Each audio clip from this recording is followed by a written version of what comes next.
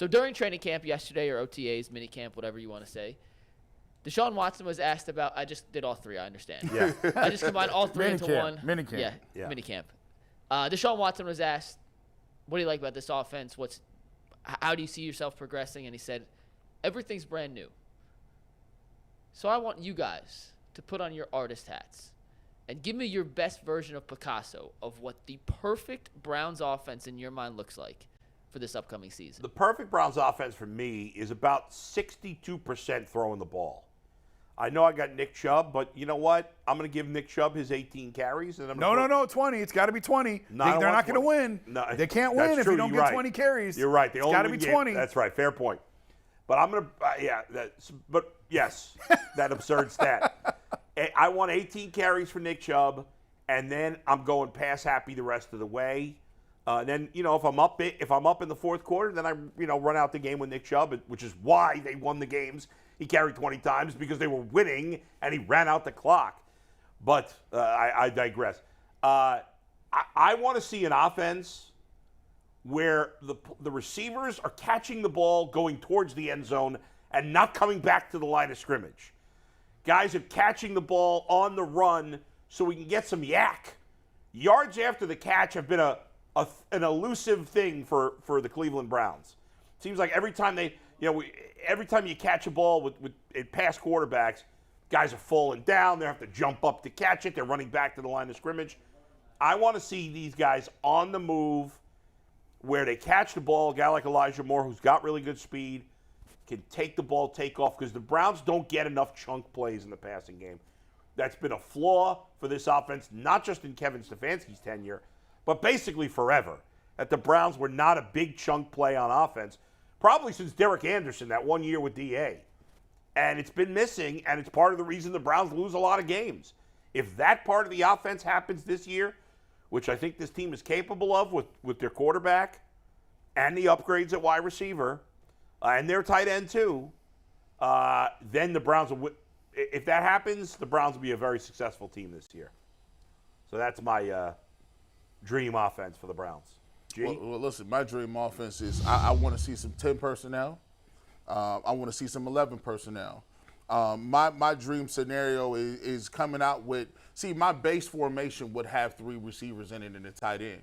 Yes. And so that's what we come out in base. Now, out of that base, I want Elijah Moore in motion. I want him picking apart people, trying to, diagnose where the defense is going. But more than that, I want to have him shifting back into the backfield, maybe swing him out of the backfield, running wheel routes, making those guys adjust. But the great thing about it is I'm looking to not only pass out of that, that's going to be one of my power running formations, because what you can do is now when you force somebody in nickel, now you can count the guys in the box. Now, Nick Chubb has traditionally always gone against boxes where you got 7, 8, 9 people in the box.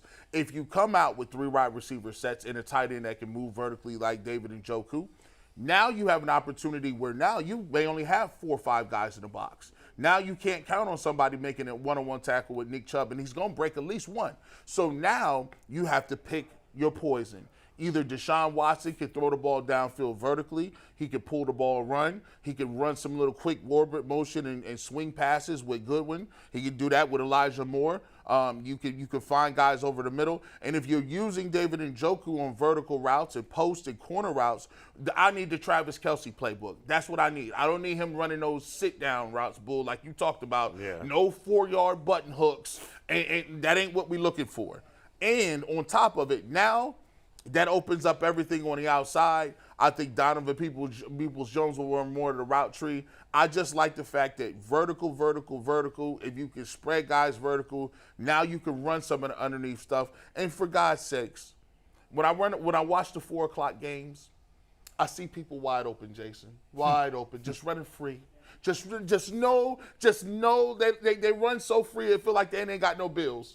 They have no bills. All their bills is paid. Car payment is done. And there's grocery and refrigerators. That's how free they is. I need the Browns to be free like that. I like 3 receiver sets. And by the way, I'm going to say this. Mark it down. Nick Chubb, 16 carries. 16. You see that? Clip that. You see that? You Yeah. see that? Clip that. Yeah. You see that? We're going to run that back You in see what I September. did? We're going to You run see that what I back. 16. 16. I need three attempts in the air. I need you to prove you're a better back, but I need the aerial attack. Yeah. 16 carries. Weren't you one of those 20 carry truthers last year? Yeah, I was.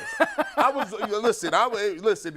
I was almost like it was a 20 carry. J. Brad G. They stole the election and Nick Chubb's carries at the same time. Jason, when we heard at the end of the show yesterday Deshaun Watson say, "Hey, this offense is totally different," we got excited about that. Did you? Loved it.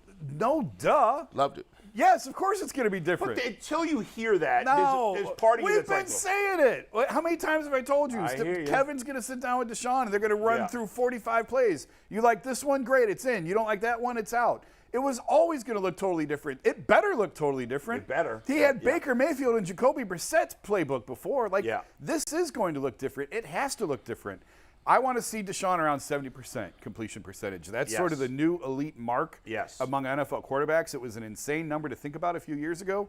Now you're consistently seeing 3, 4, 5 guys or so around that 70. He did it in 2020 with a bunch of grocery clerks as his receivers. Yep. I want him in that 68 to 70% range, and really everything else trickles off of that. So I can't sit here and design the perfect route tree necessarily, but if Deshaun is completing passes, if he's seeing the field, if he's delivering the ball, guys have been running open for the last couple of years. They just had Baker throwing it to him. I'm serious. Like, I was watching games where people are screaming about the offense. I'm like, guys, do you realize that Kevin's scheming the receivers open? He just doesn't have a quarterback who can get him the ball.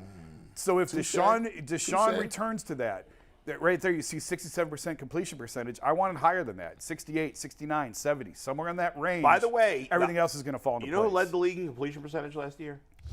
No. Kirk Cousins was up there, I think.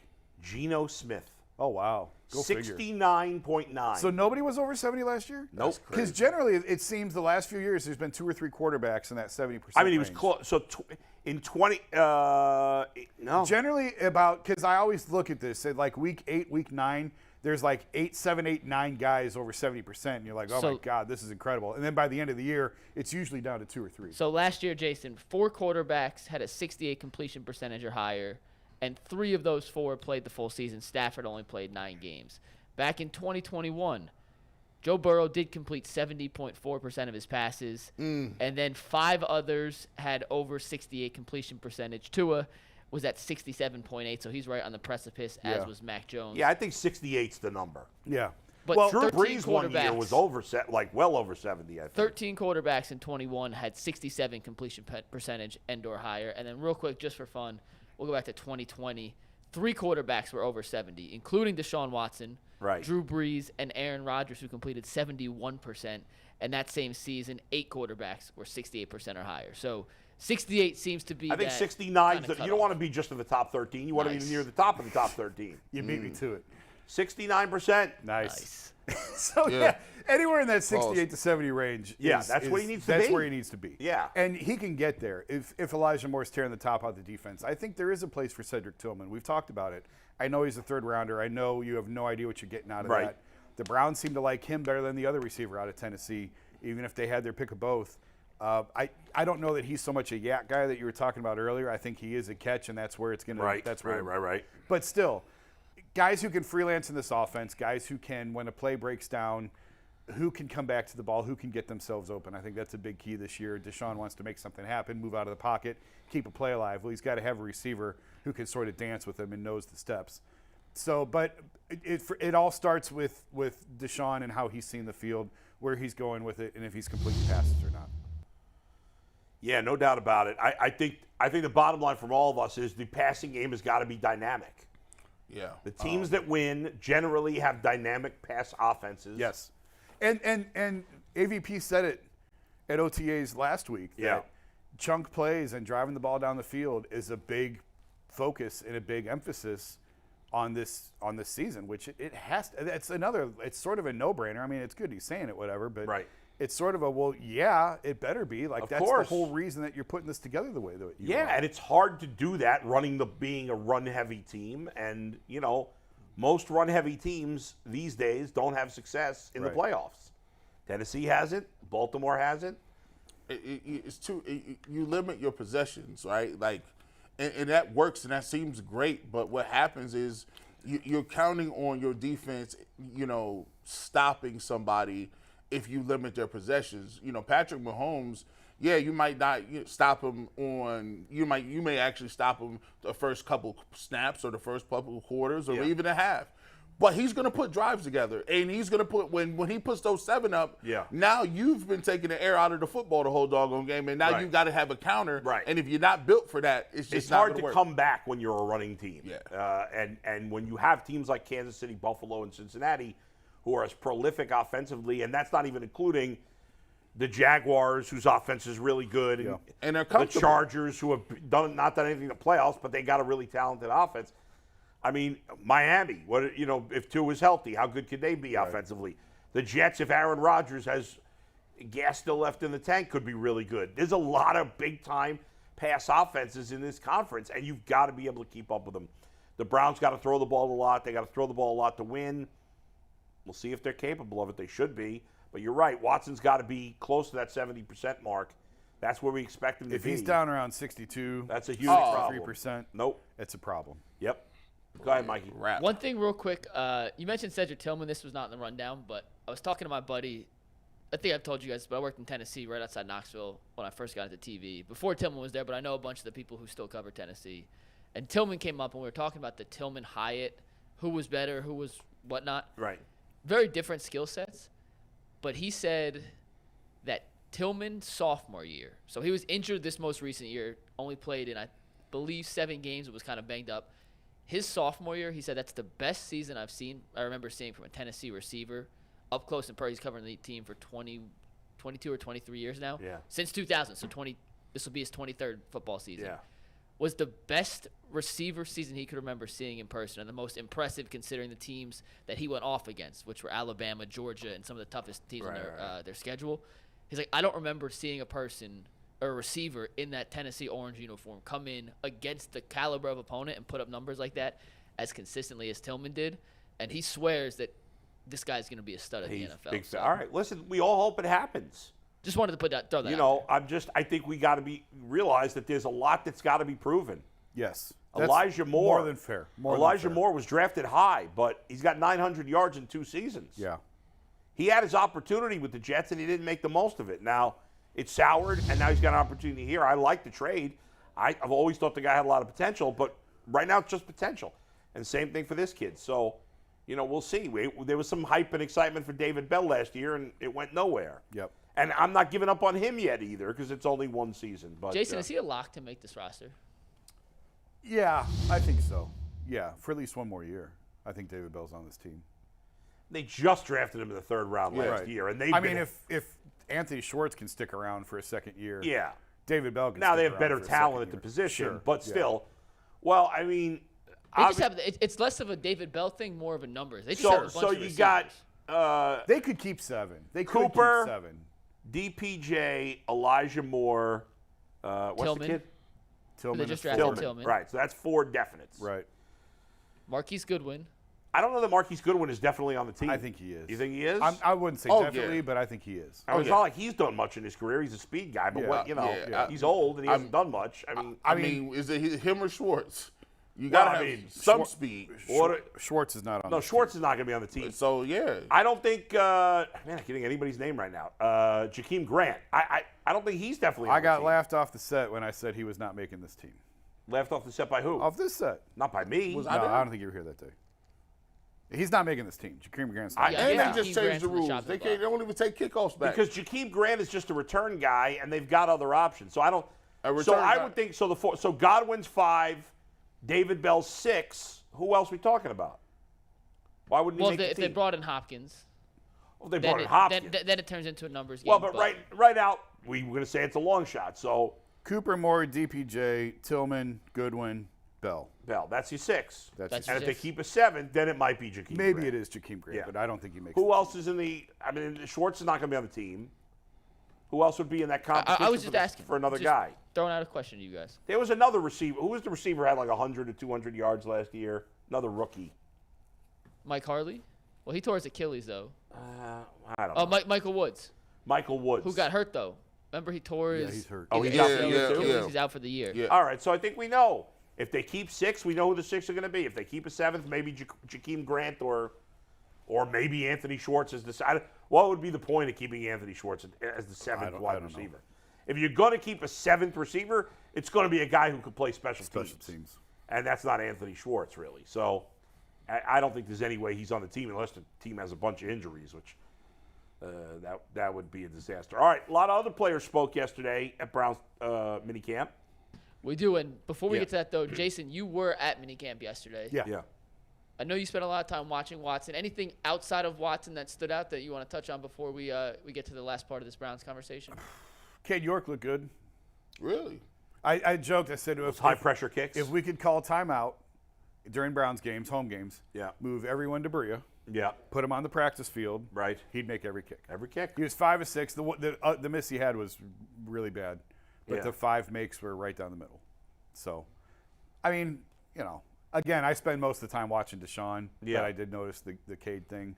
Otherwise, there's not really a whole lot to. When they did the full team practice, were they running a lot of 3 wide receiver sets? Some, yeah, some. Okay, but not a lot. I don't know. Quantify a lot. 70%. Oh God. All right. No, actually, I won't. No, I was gonna say next time I'm out there, I'll keep stats. I'll keep stats of formations and. That's asking a lot from Jason. That is asking a lot from my ADD riddled brain. Is there any chatter? I mean, anything else? Any chatter about anything that was interesting? Anything with the defense? Anything Schwartz said, or anything? Did you glance down there? No, Schwartz is. I just. It's fun to watch Jim Schwartz. Like I enjoy watching him in action because he's on the field. Yeah. Like I think we talked about that before. Yeah. He's standing. Not on 11-on-11, but on 7-on-7, he's standing next to the center, so in facing the defense, right? So he can see guys as they're moving around and see who's going where. I hate to let you guys down. I don't have any great big. Is he getting on guys? Oh like hard.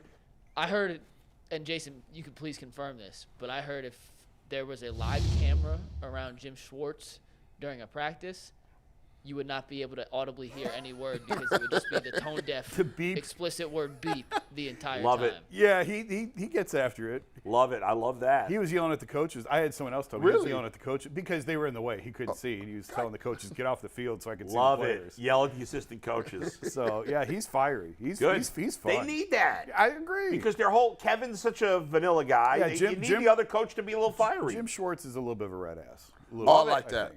You need that because Joe Woods was kind of like Stefanski. Very laid back. So you need if the offensive guy is chill. And of all the guys you want, I think you want your DC. I mean, I don't know. Yeah, you want the DC to be. And it seems like Ray Ventrone, we were saying yesterday, seems like he's still thinks he's playing. Like in a way. He's running out on kickoff. Yeah.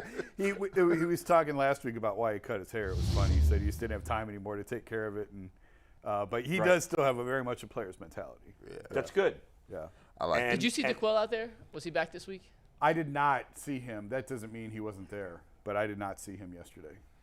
And I do think it's good that, speaking of special teams for a minute, I do think it's good that the Browns specifically added a few players who are special teams guys. I feel like it's a part of the team that the Browns have kind of pushed to the side over the years. They've not focused. They really made it a focus, bringing in a highly thought of special teams coach, a guy who played the position, signing 2 I can't even remember their names because it's such obscure guys, but they signed 2 free agents this offseason that are specifically special teams ace type of guys. And I think it's important to have some of those guys, and the Browns really haven't. Well, I think they tried addressing it with Grant, and then he got hurt. Well, but not just a return guy. I mean, these are guys who are they play all 4 phases. They block, they tackle, they do all this stuff. Yeah. The little things that don't show up in the box score that are important to getting those extra yards on special teams. Yeah. I was thinking about this, Jason. Is this a year, if the Browns are successful, and it jumps off with Stefanski and it jumps off with Deshaun Watson, could you foresee this as something where, for the first time, Kevin Stefanski would be a coach that got the second contract? Yeah. And when he gets technically you did.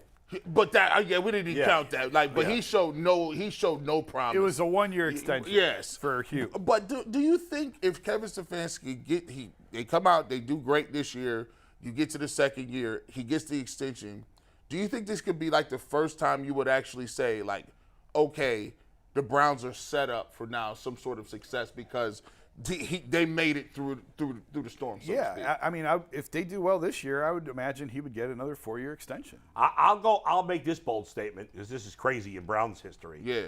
If the Browns have a big year, like win double-digit games, go to the playoffs, win at least a game, because I mean, it's going to be hard to win in the playoffs. Yes. Because the Extremely. AFC's tough. But if they have a really good season and Deshaun Watson looks like the guy we traded for, I think Kevin Stefanski will make it to double-digit years as coach of the Browns. I'm going to say that right now. Because Your for knees all are my jerking. Your knees are jerking like Jesus. Oh, his knees is But going. here- Oh, there they go. knees and belly. Knees and belly. That was an image I stare right at. Oh, my God. I'm looking directly. But let I me don't tell you want to ever something. see that ever again, Bull. I love you, Bull. Let me tell you something. Here's why. This makes a lot of sense if we can calm everybody down here. For my shaky knees. I had him going there. I was about to fly away. I need therapy. All right. You do. You certainly do. My reasoning is this. For all my criticism of Jimmy Haslam, Yeah. I'm not a fan of Jimmy Haslam at all.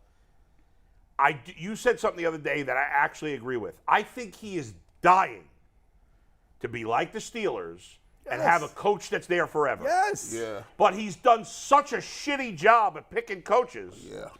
that it's not even been possible. Right.